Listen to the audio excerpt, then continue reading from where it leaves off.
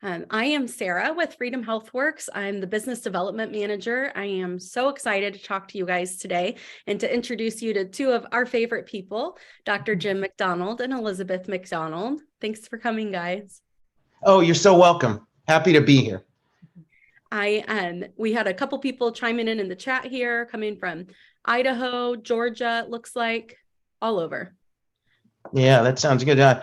Georgia's probably a lot warmer than we are right now. I know. I was just thinking, I'm coming from Indianapolis here, and we've got snow flurries this morning, so we're already hopping into winter, it feels like. I know.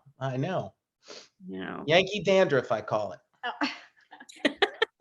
I haven't heard that one yet, but that's a nice plug for the atmosphere that you're going to find here today in our conversation. Dr. McDonald and I have a little bit of trouble staying serious, so that hopefully will make for a little more entertaining webinar than you're used to.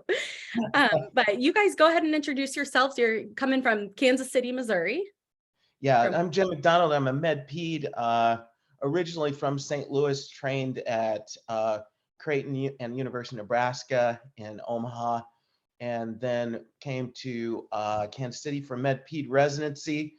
And I've been in practice in Kansas City since 1989 in a variety of ways. Initially private practice, then I worked for Blue Cross Blue Shield for about 8 years, which I'm happy to talk about. And then I served as their medical director, went back into private practice for 22 years. So a lot of twists and turns in between, but bottom line is, as of about 2 months ago, I'm a brand new DPC doctor. Thanks to Freedom, I'm a brand new DPC doctor after 22 years in private practice. So making the transition from private practice to DPC through Freedom Healthworks. Good. And this is my wife, Elizabeth. And I don't have as much of a fun background as Jim does, but I'm a physician assistant by trade. And that's how I met Jim. I worked with him in a primary care practice almost 25 years ago. And I ended up leaving my career and taking care of kids and doing a bunch of other things on the side, and have helped him and encouraged him to take this leap into the DPC world. And we can't be happier. It's been amazing. So, and I'm kind of run the place. Yeah, I'm kind of the acting administrator, manager. Never done it before, but it's good. It's fun. Project manager, farmer. Elizabeth wears a lot of hats. Yeah, boss. That's good. Yeah, awesome. Well, let's hop right in here. Everybody's chiming in mostly from their lunch break for the day, and we appreciate you guys taking the time to chat with us and hear from the McDonalds about their journey. I just want to grab a couple housekeeping announcements here. We have a poll available for you. We just introduced ourselves, and we want to make sure that we get to know you and who we're talking to, so we can get the questions that you have on your mind answered. I'm going to fire up that poll here in just a second when I stop sharing my screen, so you can enter those answers for us. It's just 2 questions. And then our Q&A, we have a little Q&A box at the bottom of your screen, the same spot where you'd mute yourself or unmute yourself, next to the chat box, where you can enter any question you have. We are pretty much open books, so feel free to ask whatever is really weighing on your heart and your minds today, and we will get to that. If we do not get to your question for some reason, because we might be a little chatty, please feel free to click on the link that Chantel just provided in the chat to book an appointment for a one-on-one conversation after this. Also, as you noticed, we are very social people, both McDonald's and myself. So please keep this an interactive webinar today. Hop in the chat and join along. I was teasing that we may have some amens coming in as we hear their story about how they gained their sanity back with their DPC practice. So let's jump on in. All right, I'm going to fire up this poll now, and you all can chime in there. We will share the results of the poll here in just a little bit. Our first question is how long your DPC has been open. I know Dr. McDonald just shared that he's just been open a few months. There are a few people here that haven't opened yet and are still kind of deciding back and forth about if they want to hop into this crazy world. And it looks like we have a few that are almost opened coming. Oh, 4 out of 4 haven't opened yet. Oh gosh, Wow. yeah. Are they committed or are they just still considering it, do you think? Hop in the chat box and let us know the answer to that question of if you're considering or if you're in the middle of opening. Okay, and then I have one more poll question for you. And that is your biggest pain point. This is the one that's most important to us that you answer today. Dr. McDonald's a wealth of knowledge. So is Elizabeth with, I think we've probably touched each of these pain points at some point through your launch. So our first is I can't focus on my patients and answer prospecting patient calls at the same time. That's a pretty common one that we hear. I want to focus on my patients. I don't want to track the business side. Another big one that we hear from MDs a lot. I feel like my practice has plateaued. I'm not seeing the growth that I would like. I can get prospective patients into the office or on the phone, but I'm not comfortable as I should be selling my membership. We're definitely going to talk about that. And I've reached a point where I feel like I'm not balancing my family time well, especially around the holidays. We start hearing that one quite a bit. So go ahead and hop in the poll there and we'll share these answers as we get going. All right. So why don't we talk a little bit first about insurance? That's the big question that we always hear from patients.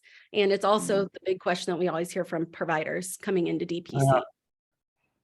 Yeah, that's a big one, especially I think, there's a lot of people who focus on the value proposition on why are the dollars extra that I'm going to be spending on you, doc, worth it when I can go to brand X next door and my insurance covers it. And there is coverage to a degree, but that coverage varies quite a bit. So I really, when I initially started explaining it to patients, I really had to drill down and not be afraid to ask what their insurance was. We have a term called a wallet biopsy, and nobody wants to be the guy that does the wallet biopsy and says, hey, what's your insurance before I operate, So we're kind of trained to be uncomfortable talking about finances and really asking them, hey, what do you have for your insurance? What's your deductible? Are you paying me out of pocket today or what? But I think that in this situation where it's a whole new payment model, patients are a lot more comfortable telling you what they have and what they pay. And once I was able to get to that, I was able to present a value proposition to them. I think that I'll start with the toughest value proposition was probably Medicare with a supplemental. The toughest of those was Medicare TRICARE, because my TRICARE guys got, coverage at the VA, they got meds at the VA, they had virtually no out-of-pocket expenses because whatever Medicare didn't cover, TRICARE picked up. A lot of my guys, I live near a military base, have TRICARE for life. Yeah. So they are covered forever. And they kind of, got that as a benefit, and it's their blanket, and they're like, hey, I have TRICARE for life and Medicare. I don't need anything else. And that was the mindset. So those were probably the toughest people to make a value proposition to. I think that my value proposition to them was, hey, you get access, convenience, and the ability to talk directly with someone who has the time to tease out your problems. Yeah. Who's a review. I'm frequently a reviewer for their VA. I get along great with the VA docs. So, I talk to them all the time and I say, hey, this guy, he wants an MR. You think it's okay, with the VA system? And of course I have to give them trash and tell them that they work for the VA. And they give me trash and they give me trash. Imagine that. Hey, someday everyone will work for the VA. Yeah. So, we go back and forth a little bit, but I explained to them that role can be important and that it can be significant. And if they're faced with something where they need a quarterback and a personal relationship, then I become critical at that point. So I've tried to make a value proposition to them. If you go down in age to my working class patients, most of them will have out-of-pocket expenses, not all. So the value proposition there is unlimited access, no out-of-pocket expenses. And as a DPC doc, I think you're thinking, oh my God, unlimited access. I have people who, every time they get anxious about their headache, they're going to call me, right? But that does happen. There is overutilization because there's no barriers to you. But what I've found is that once they get an initial period of knowing that you're there, it's very quick. Texting, the Spruce app, which Freedom hooked me up with, which I never would have found on my own, by the way. Sarah, thank you so much for hooking us up. You'll hear DPC docs say that's a godsend over and over again, and it is. It's a wonderful way to communicate quickly and answer questions quickly, and that's huge. So the value proposition for them is in no copays. You can ask me a quick question and text me directly. You don't get charged for that. It's all in out-of-pocket expenses. The lab, which you also negotiated, Freedom gets you special pricing on national laboratory, which brings the cost down for patients who have to pay out of pocket for their laboratory as well. And so imaging I do on my own. Sarah and I have kind of talked about trying to do something nationally there too, but I've been doing that on my own in terms of cash pricing. But with the Sunshine app, it's really been it's a no-brainer. I mean, you just call them and ask them what their cash price is, and the patient is able to get a cash price, which they can then submit to their insurance company if they have a large deductible or large copay. And a lot of times, a cash price is cheaper than their copay, believe it or not. I mean, that's what we keep hearing. It's unbelievable, it really is. I didn't believe the first time I heard that. I didn't believe it till I actually started calling, but shockingly, it is sometimes. So the value proposition to them is all in out-of-pocket expenses and saving on those out-of-pocket expenses, in addition to the convenience factor. And then for kids, kids are pretty cheap, and they get sick a lot, and they fall down a lot. And they hurt themselves a lot, and parents get concerned a lot. and so the value proposition is, Johnny skinned his knee. Does he need stitches? And I say, okay, let me see Johnny's cut. And I say, no, get some super glue out of the drawer. No, I'm just kidding. I'm just kidding. I say, no, he doesn't, or yes, he does. And they're okay. So that's the value proposition for them. So all that's outside of insurance, but it's easier, I think, for the younger folks in terms of dollars and cents. It's easier for the older folks in terms of their problems are more extensive, and having a personal relationship with somebody who can really tease out their options as well. Without rushing them. A lot of times they'll see a specialist and they'll go, hey, you need to do this. We need to operate. Okay. You have BPH and we need to operate. I just had a Medicare guy this morning, and his doctor, whom I know very well, by the way, is a friend of mine. He says, hey, we need to operate. And I'm like, well, there are a couple medicines that we could try first. Okay. And so the ability to go through their options is really what's of value to the older population. Does that help? Is that enough? Yeah. That definitely helps. I mean, and we see this kind of reoccurring theme all the time. You and I talk about this regularly of it's advocacy, it's convenience, and it's access. And you hit every single one of those. And it seems like a lot of times the age is where we see which one's more important for them. But you and Elizabeth both do such a great job of meeting those patients where they are, of which one is most appealing to them. If it's the parent who's a little crazy and has a lot of questions, like myself with my 3 kids, and it's that access point. If I don't have to cancel work and drive my kids to the DPC and I can just hop on the phone, that's going to be a big piece for me. I wanted to say, you mentioned earlier that you worked for Blue Cross. I think one of the reasons I really wanted you all to hop on this webinar and answer this main question that we get is because you have a little bit of a different circumstance. Everyone's afraid of the insurance question. And when you're someone like you who not only has a large base of patients who have insurance and are choosing DPC on top of it, but they work for insurance. I would Mhm. say we probably talked to 40% of the people that were interested in your practice worked for Blue Cross, is what it felt like at the beginning there for a while. Yeah, And yeah. still I had a lot converted. of friends there.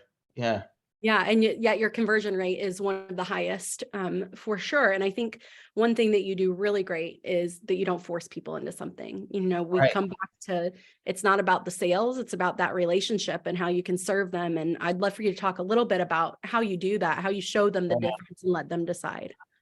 Well, yeah, and actually, some of my old Blue Cross colleagues were not as difficult as. I'll tell you who was difficult, and I'll tell you why. I take care of a lot of Ford employees. We have a Ford plant here, and the former head of the union at the Ford plant is a patient of mine, and I take care of a lot of his union brothers. In fact, I've even been to the Union Hall a few times, if you can imagine that. Oh Me my in a Union goodness. Hall. Yeah, it's quite an experience. Anyway, uh, they worked hard for their bennies, and they've gone on strike for their benefits. So their benefits are sacred to them, and Mm. health benefits are at the top of that list. So when you say you're going outside of that system, you get a lot of initial, oh, well, why, no way, why are you doing that? And I think the way you react to that is a key in helping them to understand. So I sort of approached it as an educational piece to explain to them why that, as you say all the time, their insurance isn't healthcare, and Yes. why and where I could fit into their lives Mm. as somebody who was on their side and help them navigate the system. But if they said, I don't want to do that, blah blah blah, I just kept explaining and educating, and then I let them make their own decisions. And one of the questions that used to really, really get me was, okay, well, since I'm not coming with you, who do I see?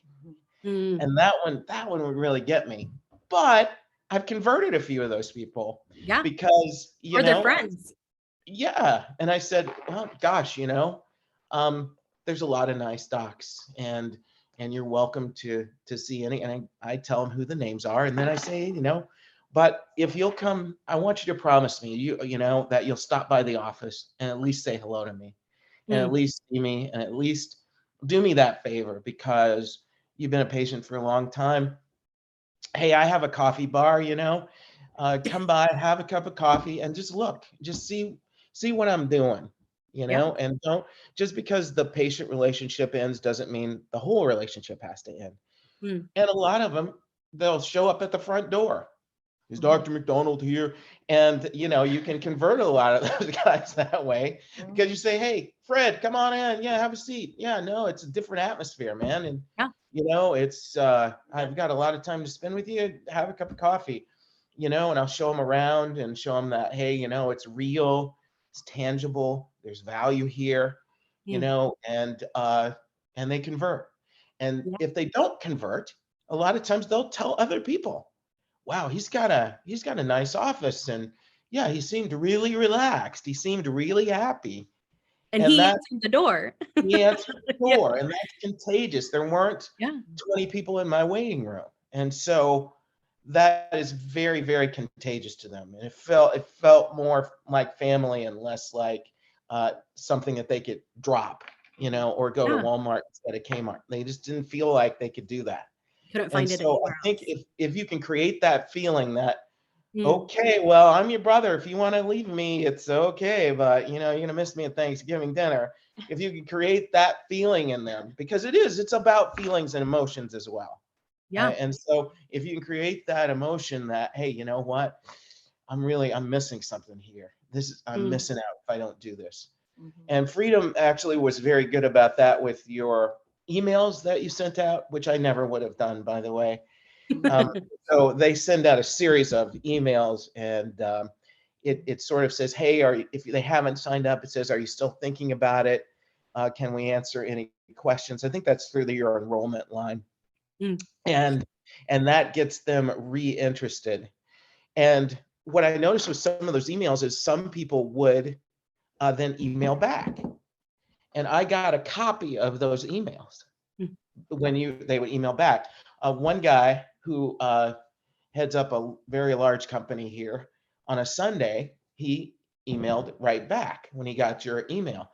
And so I was sitting on my deck having a cup of coffee on Sunday morning, had my computer out. Honestly, I was probably surfing the web or whatever. And it popped up that he emailed. And so I called him. He was mowing the lawn. And he said, "Oh, Dr. McDonald, I didn't expect to get you." And I said, "Well, nobody does. But in this new model, that's what you get, is me." And so I explained him what was going on. He goes, "Well, okay, I'll sign up then. I'll give it a try." He said, "I think I'll just sign up myself up. And if my wife is insanely jealous, then she'll sign up too." Well, she's been insanely jealous. So I know she is, because I'm driving her crazy, because anytime he needs anything, he just texts me, and I can get him what he needs. So those are the kinds of things I think you should approach when you're dealing with folks. Let them make up their own mind, though. And if they want to walk away, let them walk away, because I guarantee you they'll likely be back. Yes. Yeah. I think that's Anyway, one thing that's a big surprise, is a lot of times when people open DPC, you think like, oh, here's 10 people I know will absolutely want to follow me. And then sometimes they don't. And, Right. that was something that we worked through at the beginning. And do you remember what my answer to you was when you said, what if they don't follow? I said, "Sarah, I'm losing." I had a bad day, because I would see 25 or 30 people a day, and I'd tell every one of them that I was moving. And one day they just all said, "There's no way in hell I'm paying extra money," and blah, blah, blah. Oh, and I said, "Sarah, I'm losing all my patients." And Sarah looks at me and goes, "It's okay. We'll get new ones." And I was like, "Oh, well, yeah, I guess I can get new ones." That's an idea. But that has really come to fruition. We were talking about this yesterday. Oh, just a strange that you think that the people you think are going to sign up, they Oh, don't. gosh. Yeah. And then, the majority of the other ones, they do come back eventually. They're starting to come back more, because I think, word of mouth is huge, especially in, communities like ours. People talk. And Kansas City isn't small. Well, just our find area, each other. our area. Yeah. So the majority of our patients, I don't even know if you knew him very well, but he's been getting more patients that have been long timers, but we had a lot of new patients that we were not anticipating would sign up. Right. So, and some, you're right, I did anticipate would sign up. I'm thinking of one guy, I still know his name. He used to talk about his financial victories, oh gosh, yeah. Oh my gosh. He was very high on the millions of dollars he was making, but he would complain about the wait in my office. So I thought, well, DPC is made for this guy. Are you kidding me? For you, it's nothing. The monthly fee is nothing, and no more waiting and direct access. So I tell him about it, and he just goes, "No, I would never do that." And I was like, "You're kidding me." I was like, no. And then you've got other people dropping their relationship with Starbucks to make sure that goes to you. And they sign up their whole family. It's crazy. It's nuts. a surprise. So you just never know. Yeah. You just never know. You just have to keep going, and that's right. And believe in what you're doing, and try to help people understand, and stay positive more than anything else. Stay positive. How important do you think that is? That mindset, mindset for what you're doing. With everything. It's with everything. But if you're trying to, get somebody to do something that they're uncomfortable with, you have to be positive about it. Otherwise, they'll turn around and walk away, and they won't come back. Elizabeth ran into some guys the other night at a restaurant, and anyway, they're very successful guys, and they have not signed up yet, but they left. Restaurant owners. Yeah, and they left my old practice, and we could have said, "Oh, it's going okay, we're getting people, we're making it." But she's like, "It's fantastic, it's great, Let me show you some pictures. I want to show you some pictures of our office," and they're like, "Oh, well, we'll have to come by there. We'll have to see it. When are you guys free? I want to see what's going on." It's Another fine. thing that you said about that was you mentioned that you had limited space available. I remember yeah. that was something Well, that and stuck they out knew to You me. know, from the beginning. you guys are the ones who came up with that. They knew from the beginning, but There was I didn't really push it. Because I tend to be hey, Sarah, I know you. There's always a place for you. Yeah. I wouldn't never turn you away from my practice. But Freedom's like, Dr. McDonald, we are setting boundaries. You have 500 spots. You are not going above 500, and they need to know that, because if they're late to the party, they're going to be disappointed. And so I think letting them know that that was a limited number was a big deal. And when I So saw them the other night, they were like, how's it going? I said, great. We're half full. and then they were like, oh. And they're like, and so they knew, they're like, oh, well, we need to get over there. Yeah. So come on over and If see you're us. gonna do it, you better do it.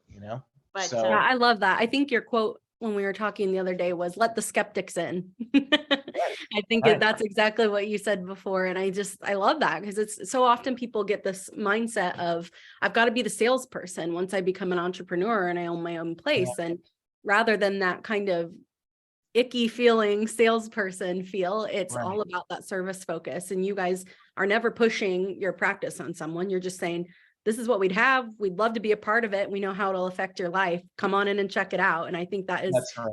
just the best attitude going into opening your DPC. Yeah. I I think have so. one question for you about those half full patients. How many of those did you sign up yourself? Oh my gosh. well, you know what? I think the actual physical signing up, I don't think I've signed any of them, but it's all been your enrollment line. Yeah, They've been amazing. I'll be honest with you. I'm not good at sitting down with a computer and a patient and signing them up. I don't do that. Okay, let me be explicit. I've signed up 0. The enrollment line has That's a signed up trick question. 250. So I will refer them to the website to sign up that they designed for me, which is pretty much seamless. If they are not technically savvy, I have them call Amaryllis on the enrollment line. The saint. The saint. Otherwise known as the saint. Amazing. So, and she walks them through that. If they email me and say I'm having trouble, I have her call them. Yeah. I don't fart with it. And I know I'm just not that guy. I'm not going to sit down and say, okay, click the button at the top right hand corner. I say, okay, we need to get you in, go sign up. I'll have somebody call you. And it's very nice to be able to walk away, especially when I was straddling trying to set up this practice and working full time at my other practice, to say, hey, we had those ginormous cards made up with the QR scan. And so they made up these ginormous cards for me that I like it, because a business card is kind of common and you can lose it. So they made up the ginormous ones so they couldn't lose them. And also what I do is on the back of the cards, if I prescribed a new medicine or I told them, a new medical instruction, I'd use the cards as their medical instructions so they wouldn't lose them. So they keep my practice card. That's But anyway, great. so I write it on the back and go, okay, I want you to go to this pharmacy or take this medicine. Make sure you take it, in the morning you want an empty stomach. And I write on the back of the card and I give them my card. And that way they had my new practice card as well and they wouldn't lose it. But anyway, the ability to say, hey, I'll have someone call you. I have one of my people go back with you was really, really cool. It also gave some legitimacy to the deal. Yeah, it wasn't just us. Right. It wasn't just us. They felt like, in fact, one of my attorneys who signed up yesterday, she was like, now who are these Freedom people, and do they? And I'm like, they don't own the practice. This is it's not like it was when I was with Blue Cross. No one owns me anymore. And that's the beauty of it is, that's good. Yeah. I was approached, Elizabeth and I were approached by, some other national concierge services, which shall remain nameless, but they wanted to own me. I mean, their contracts were restrictive, and they took a percentage of your receipts. they were kind of like Mr. Wonderful and Shark Tank, you know, they Oh my wanted a goodness. royalty. They wanted a royalty. They Like, wanted A royalties, lot, dude. like 30% of your membership fees. I mean, A really, lot. I know that sounded, but that's the best analogy I could give is they Yeah. wanted royalties and ownership of you, you know? And I was like, dude, no, been around the stump a little bit too many times to do that. I'd rather be on my own. And so this way I was able to have all the support without the ownership. You didn't own a piece of me. Freedom, And, right? well, Insane. honestly, when I got your contract, I was like, is this all there is? Oh, I know. I was I like, know. He's like, Elizabeth, is there more to this? Where's all that legal crap, you I know, all mean, that like, boilerplate shit that's in 30 there about pages. this agreement's not limited to, but it's blah, blah, blah. I'm like, where's all that stuff? And she's Just like, signing your life away. yeah, Yeah. it wasn't in there. And I was like, wow, check that out.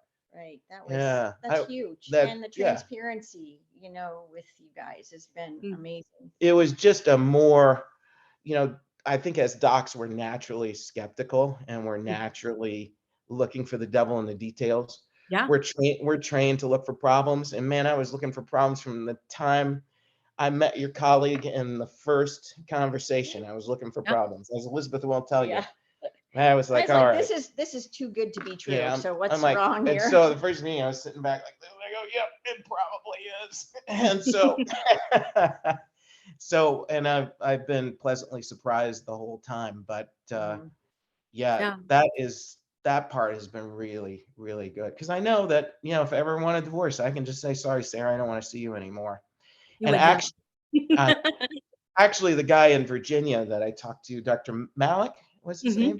Vermont. Yeah, Vermont. Excuse me. Yeah, I mean, he's the one. At first, he said, "Oh boy, don't worry about those guys. If you don't like it, they don't want you to be involved." And I was like, "Wow, Right. that's really interesting." From a guy who'd been Like doing you. it It's forever. just like you with your practice with your patients. Right. I Same. think one of our questions was back to your enrolling your patients was who's answering the phone when you're seeing your current patients while you're still trying to grow. That was one of our biggest questions, and you guys alluded to our enrollment team.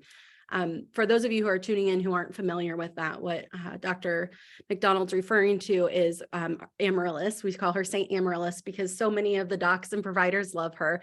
But our whole enrollment team is available where they answer the phone. Their phone number is on your website. So whenever prospective patients want to call you, they actually talk with her and she answers as though she's in your practice and talks them through all the education behind DPC, what DPC is, why in the world would Dr. McDonald want to leave insurance? Doesn't he care about me? And it's a lot more emotional than you would anticipate sometimes for those patients. And then there's just the practice of signing them up. If your phone's ringing and you're in with a patient, you're going to have a hard time giving them that atmosphere of relaxation and actually being able to have your full attention through their exam rather than, worrying, am I going to lose a patient by not answering the phone? So that's what they were referring to at the beginning there. We have a couple of other questions coming in here, and then I want to switch topics over to our second question. But it looks like someone said, when texting patients, is there someone that filters them or do they text the doctor directly? So with the Spruce app, you have multiple users, so multiple people receive the text at the same time.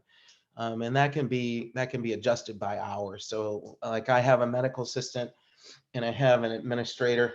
So they can get the text at the same time I do. And if they choose to, they can respond as well. Also, there's an internal section where we can kind of send each other internal texts that don't go to the patient and is not part of the medical record. And so if my medical assistant answers, let's say Sarah calls and has an earache or something, or texts and says, hey, my ear's really hurting. I was on vacation in Hawaii and I got back and it's draining and hurting. What should I do?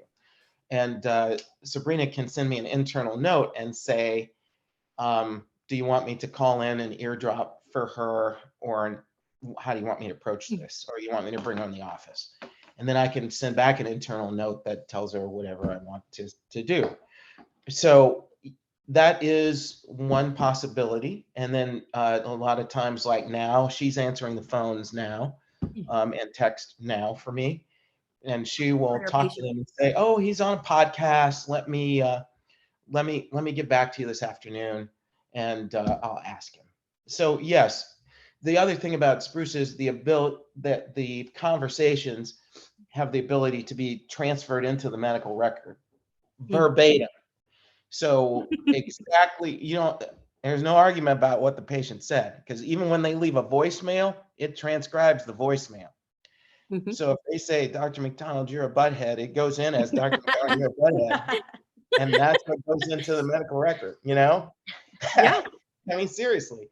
And so that, to me, it's always a he said, she said thing sometimes, and you know how it is. They say, "Well, I told your girl that I wanted blah, blah, blah." Well, now it's in black and white, and I don't necessarily have to bring it up, but I know I'll say, "Sabrina, don't worry about it. I got it on the transcript. He didn't ask you for it. It's okay." And so it's a lot more definitive. I like that thing. It's a good thing. Yeah, So we love that yes, app as well.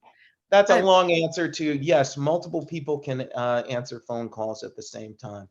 Yeah, and I want to piggyback onto that question. Not everyone who opens a DPC has staff already. Dr. McDonald had really good ideas as far as boundaries go for him, and trying to switch his entire lifestyle from what it was of taking over. And he knew he wanted the support of an MA immediately. Not everybody does that. I'd say the majority of the physicians that start with us actually will do things on their own, and the app will go directly to them. The reason that we prefer to work through an app is so that you can have that balance, though, to turn things off. One thing that I think is really interesting, and Dr. McDonald and Elizabeth can share on this one as well, but one thing that's interesting is once your patients realize they can have access to you whenever they want it, they stop bothering you. So it's not that they have to call 3 different MAs and ask in the same day to talk to the doctor, because they know they're going to get a response when Dr. McDonald's done with his patients for the day. There's a big piece that comes from setting that stage, from you setting the expectation for your patients for when you're available, and then they know you don't need to panic, I'm available. Yeah. So it is that's- possible to do it without a staff at first. Yeah. We usually recommend adding in staff around year 2 or year 3, but again, it's another situation of freedom where it's your choice. So, and we'll support you through that. Yeah. I think we have one more question here. Does someone staff your office at all scheduled hours? We have our phones set up, and we have Clarity DPC's phone set up to grab phone calls whenever they're coming in. So we cover the phones for our enrollment line to help patients enroll from 8 a.m. Eastern until 11 p.m. Eastern. So they've got a wide range there. As far as for the doctor being reached by current patients, then that's another way that you set the stage there. So Dr. McDonald uses the Spruce app and encourages his patients to communicate with him there, where it's texting. You can also call. They have an option for if there's an urgent situation that you can reach out to them. And again, you are the one that determines what means urgent with your patients. Right. So in response to that question, yeah, our office hours are 9 to 4. This is a big change for me, so these words are hard to say, but 9 to 4 in office Tuesday, Wednesday, Thursday. And yes, I am virtual Fridays and Mondays. Okay. So that's a little bit against my work ethic, but what I've You're found, learning.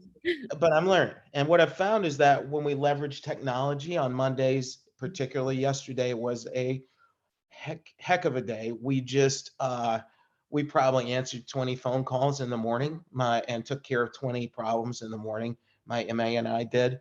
So she will be at home on Mondays and Fridays, and I will be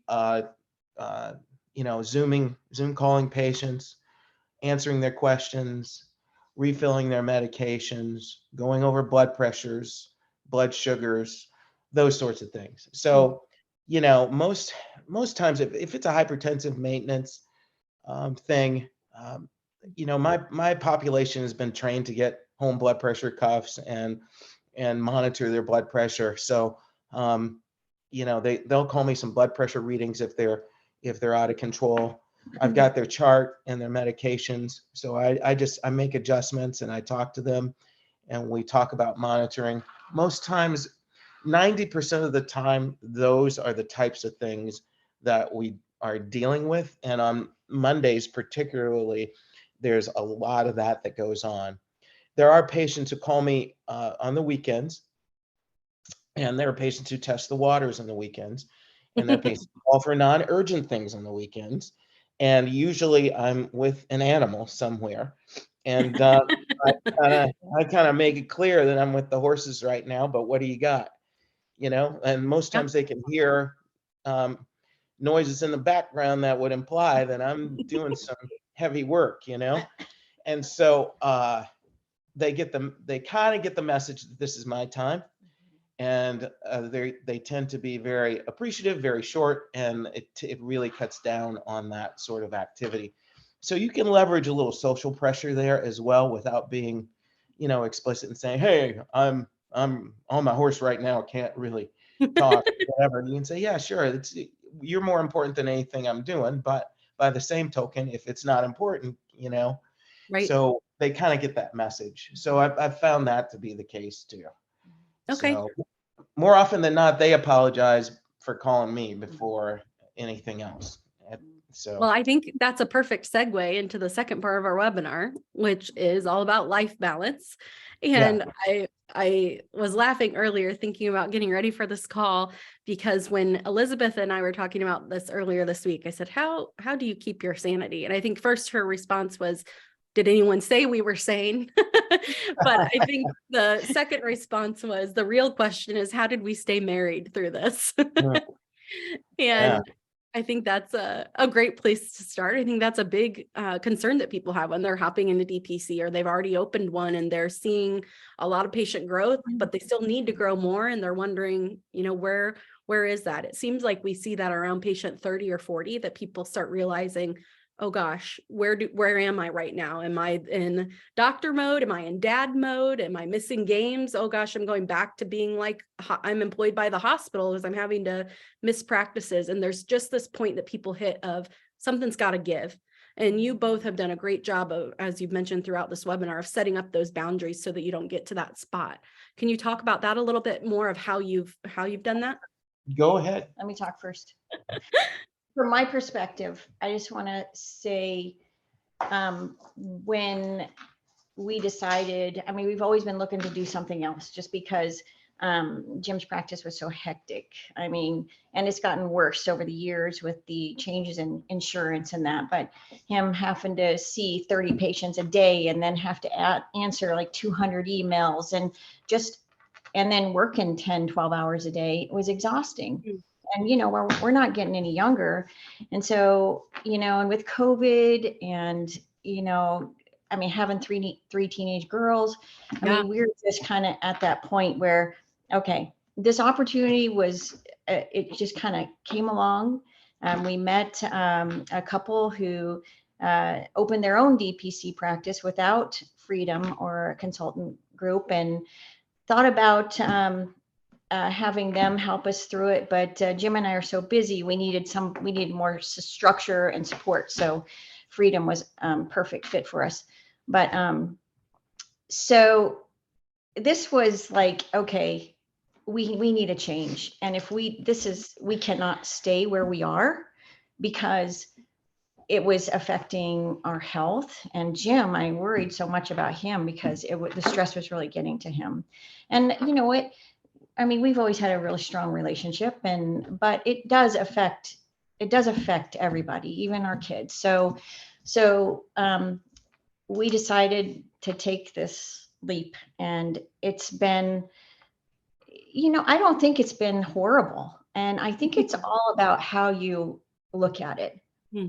And know that it's a process and it's going to take time, and just kind of go with it and learn as you're going, and believe in what you're doing, and it will work out, and it does happen. But it was just not an option for us to stay in the spot that we were in. So it's an amazing thing, and we're so excited and so happy. So Yeah. I love hearing that. We promised we weren't going to cry while we were on the webinar. I'm not crying. It I is, told you. I know it's an emotional thing when we get to see people go through being so overwhelmed. I remember when we met the first time, Dr. McDonald, and just knowing, I mean, I think you'd said, I saw 32 patients today when we talked the first time, and you can just see the heaviness that weighs on everybody in the family with that. And it means so much to us at Freedom to be a part of that solution, to allow for you to take those deep breaths. And as you say, have coffee with your wife again. Or what did 2 weeks ago you told me, did you know it's daylight outside at 10:30 in the morning? I actually left my office. Yeah. Well, we were setting up, and we were kind of our construction was delayed, so we had a temporary space, as is so common with this process, and so we're setting up the temporary space, and I think I forgot my computer because we were hauling stuff in. I said, well, I got to go home and get that, and the patient was on the way in and about to check in, but I didn't have 3 other people waiting on me. So I said, while she's checking them in, I'm going to go get my computer. And I told the patient, I said, I'm going to run home and get my computer. I'll be right back.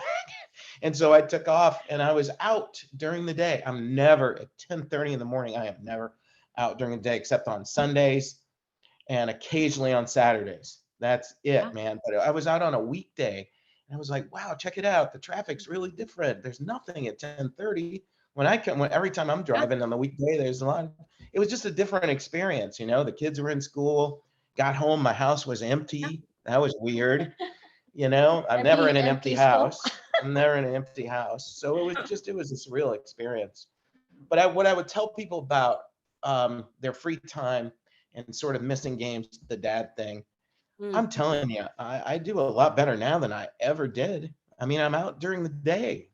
I mean, on Mondays and Fridays, Jiminy Christmas. I mean, I'm answering phone calls, but I'm sitting in my study. And so, if a call comes in, I can talk to one of my girls when she gets home from school. I can say, how you do? How was school today? I mean, I couldn't do that before. I never see them till dinner or after, and then all that conversation's taking place. It's kind of like latchkey kids.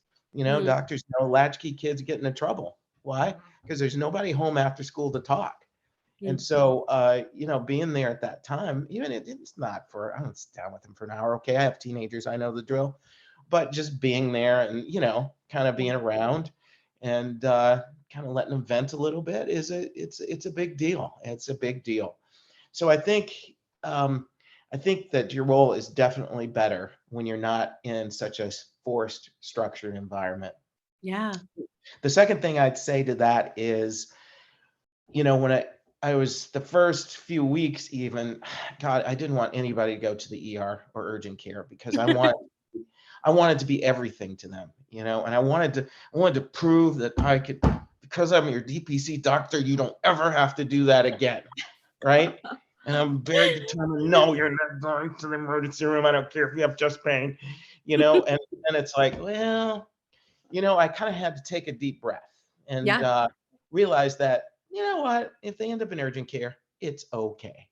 It's okay. They're not going to hate me. They're not going to resign their membership. If that's the best option for that time, it's okay. Like I had a kidney stone. Well, what am I going to, you gotta go. I'm sorry. They're still communicating with you. They're still communicating. I'm still there. I think this is what you need to do. I think you need to go in. That's right. And so I think that's the big piece, is that accessibility again, right? Right. And like he was talking about, having an advocate or having somebody there to and your doctor, helping you make these decisions. I mean, what should I do? I mean, should I go to the ER? Should I, and to have him be able to answer those questions, it's very reassuring and comforting to patients. So you'll be able to go to the game. Now at halftime you might have to go in the bathroom and answer a phone call, but you'll be able to go to the game. And I wasn't able to go to the game. I had to go into clinic. I had to go into clinic and see patients in clinic, multiple patients, and then I had to do paperwork and answer and sign off consultant notes and answer and go over labs. and answer triage questions. I had to do all that before I could go home. Mm. And that's arduous, man. That was hard. So it's a better option. I think it is. Yeah. So what does a day look like right now for you all for your patient panel, and from the time you open that computer, what's your day look like compared to before? Well, before, my day would be get there at 7:30, 7:45, have 2 or 3 people being checked in at the same time because I had 3 nurses, have a list of stuff from the night before that I had to go through. So I would go through as many labs and triage questions as I could, because those are the most important thing, is to make sure there's no labs or no triage questions that were critical. And then go into rooms, and I go from room to room. About 10:30, I'd start to run behind, probably get 30 to 45 minutes behind by lunchtime. So the nurses would stagger their lunches. I would work straight through. I'd have 10 to 15 minutes.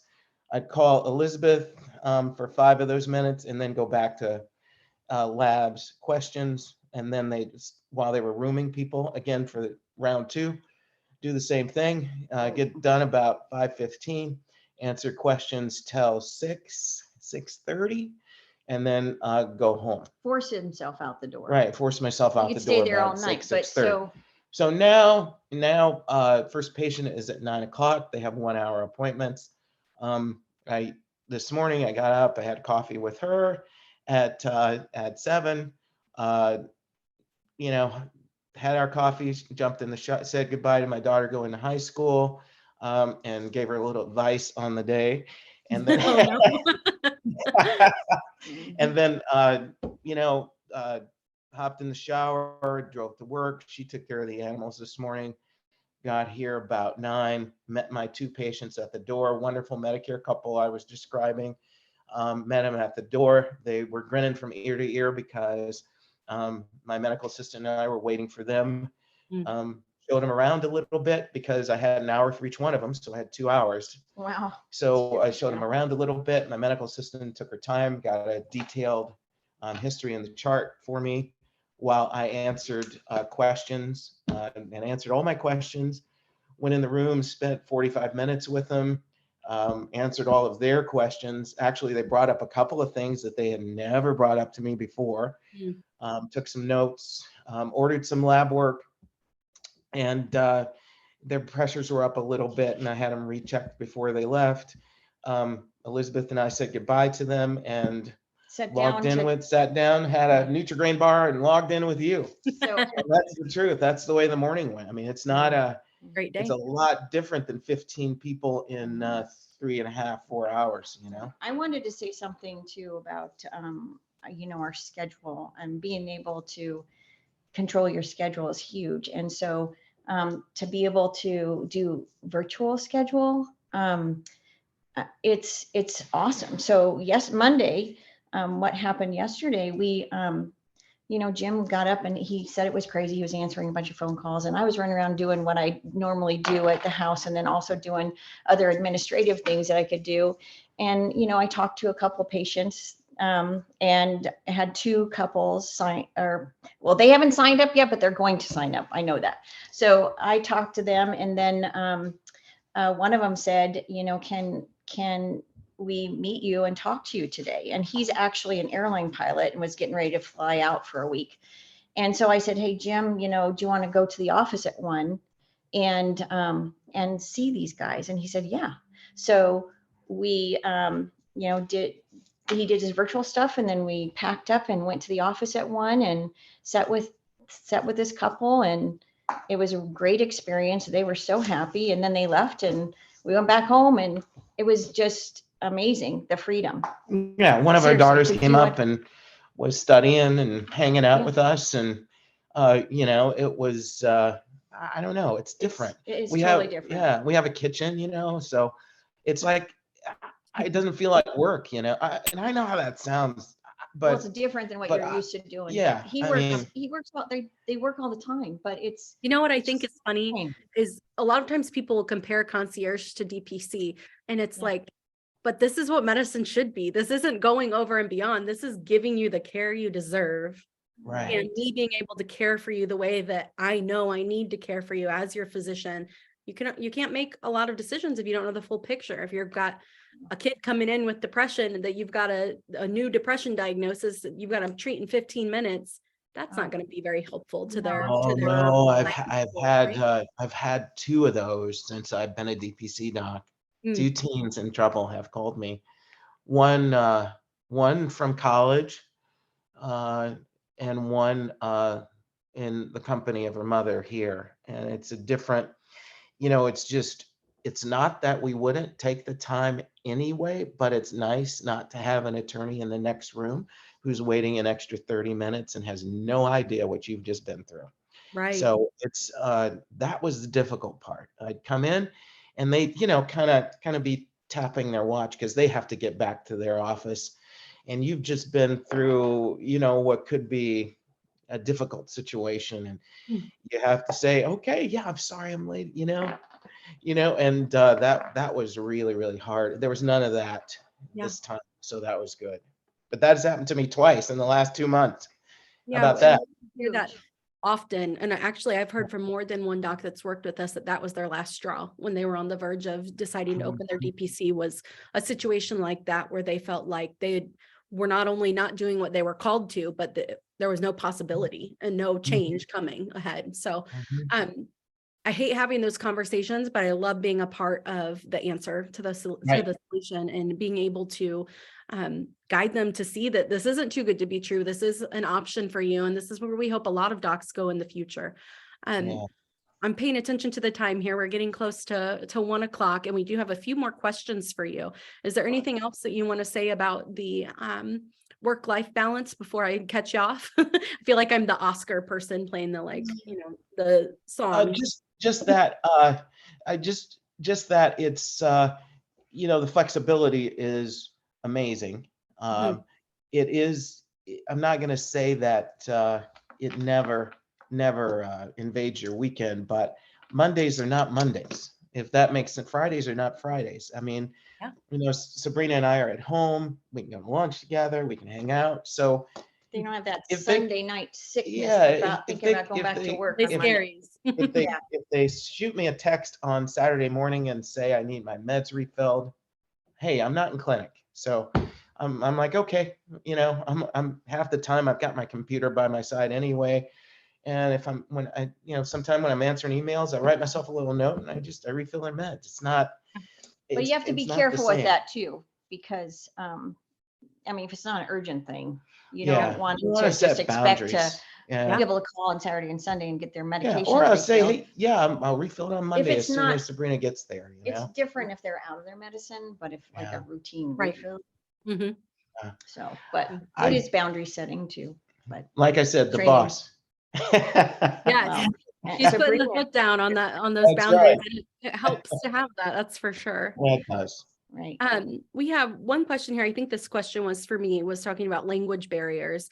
One thing that's a great support for language, if you're in an area that speaks different languages, is our enrollment line. We do have fluently Spanish speaking and French speaking individuals on there to answer those questions. As far as apps go, there's quite a few of the apps that we recommend that are headed towards having, especially bilingual, but hopefully multiple languages. And we have other solutions to that. So if you have more specific questions for that, whoever entered that one, please make sure you make an appointment with me and I'd be happy to talk you through that a little more. And then we have a few questions here back to EMR choices. Everybody's wanting to know, that's the big question. What EMR choices did you go between, if any, and what do you use now? Yeah, so as you might imagine, I've used a few different EMR systems over the years. I've never had the privilege of using Epic because I've never worked for hospital systems and they won't sell to private practice guys or smaller practices. But again, this is one of those situations where I relied on Freedom for their vendor support because at my old practice, the last system I was using was a Cerner system. And we paid $350,000 for 12 docs we Wow. expanded it to 18 for another 50 or 75,000. And we paid a licensing fee for each computer that was used, including the nurse's computer, $1,500 a year, plus ongoing $50,000 a month for support. Mm. That was our fee. So Freedom came to me with I could use anyone I wanted, but they wanted me to look at the typical DPC, which is elation. And I met with the elation, and she said it's $390. And I said, okay, is that like an initiation fee, or is that just a talk? Or she said, no, that's the cost. And I was like, yeah, right. And so the first month in practice, we got a bill from them for $3,300. Oh my And goodness. I And you thought, it was just. well, that's more like it. It was for the year. That was, I said, well, that's more like it. That sounds more typical. And it was for the year. So Elation is the one that I use now. It's very simple to use. It is designed for primary care and DPC totally. It integrates with Spruce, which is the other app that I was talking about. So you can literally move the conversations into Spruce, and it interacts with Hint. So you can tell if somebody has an active membership, or if they, what the status of their membership is as well. So that part's been good. But again, that's part of their vendor support. They led me to it, and it's been good. The other thing is when I was charting in Cerner for insurance purposes, I had to have, you guys will know this, the docs will appreciate this, but for Medicare, we were participants in their MIPS program. So we had to have diagnoses proper. We had to have RAF score. We had to have risk adjusted diagnoses. So we had to search for those things and really reach for those. Also, I had to reach a coding level. 99214 was what I shoot for. So I had to have all my ducks in a row. And if they asked for their allergy prescription on the way out the door, I had to go back, put it in the HPI, put it in the review of systems, and put it in the assessment and put it in the plan. Now, if they ask for an allergy prescription, I say patient also has a history of allergies and ask for a refill on his Flonase, and that was granted today. And that's all I have to do. That's So, awesome. yeah, so it's designed more for DPC. There's no, you can there are ways. I see all these things about MIPS and other things for people who use it to participate in Medicare and insurance, but I don't use any of that anymore. So I get to avoid all that stuff, which is really, really nice. I hope that answers. Answer. We have one more question that just came in, and it said, how do you feel about using Hint, Spruce, and Elation together? Is it too much bouncing around? And it sounds like you feel those integrations work well together. Yeah, well, they integrate. So if Hint, for example, the thing I look at Hint the most for is to see if a patient has an active membership before they schedule an appointment, or if they call. So if in Elation, it shows you if their membership, it has a tag that integrates with Hint, and if their membership is active, it will show you it's active, for example. So I keep both. I usually keep, I'm looking at my tabs. I usually keep Spruce open and Elation open. Occasionally I will open Hint to confirm a new member, but other than that, all the information in Hint is in Elation most of the time. You can see it on the chart. Yeah. The other thing I learned about Hint from Sarah yesterday is that I can invoice patients from Hint, which I didn't know. If I do something extra for them that's not in their membership, I can invoice them from Hint as well, and it goes directly to their credit card, which is kind of nice. Yeah. Anyway, I hope that Spruce and Elation integrate, and if you're going to move a conversation, it doesn't move the whole thing. You do have to click the part you want to click, and then you have to click in their chart in Elation and click it to move, copy and paste it to move it from Spruce to Elation, but you don't have to retype the whole conversation. You can just move the conversation, and your documentation is essentially done, because you've told the patient, I'm going to call in, whatever it is you're going to call in for them, and then it's done. Yeah. If that makes sense. Yeah. Makes sense to me. Okay. If anyone else has more questions about that, feel free to reach out. I'm sharing our screen right now here so you all can see. I'm sure people are going to have questions for Dr. McDonald and Elizabeth. You can reach out to their email here. We also are going to have another webinar this evening, same topic with the McDonalds at 7 o'clock. So I just want to 7 o'clock Eastern. So I want to make sure that everyone's aware. If you found this helpful, please share it with your friends. We love referrals, whether it's patients or clients, as Dr. McDonald mentioned earlier. So please feel free to share this. It is such a joy for us to get to be a part of this big trend that we're seeing with healthcare changing, and we just want to make the biggest impact that we can, and part of that is by getting these conversations out there. So we appreciate your support with that. As always, Dr. McDonald and Elizabeth, it's great to talk to you. We could talk for much longer than 1 hour, but we'll spare you today. Yeah. Thank you, sir, for having us. Thanks, Sarah. Of course. All right, we'll see you later. Thank you everyone for tuning in. Have a good day. Bye. Bye. Bye.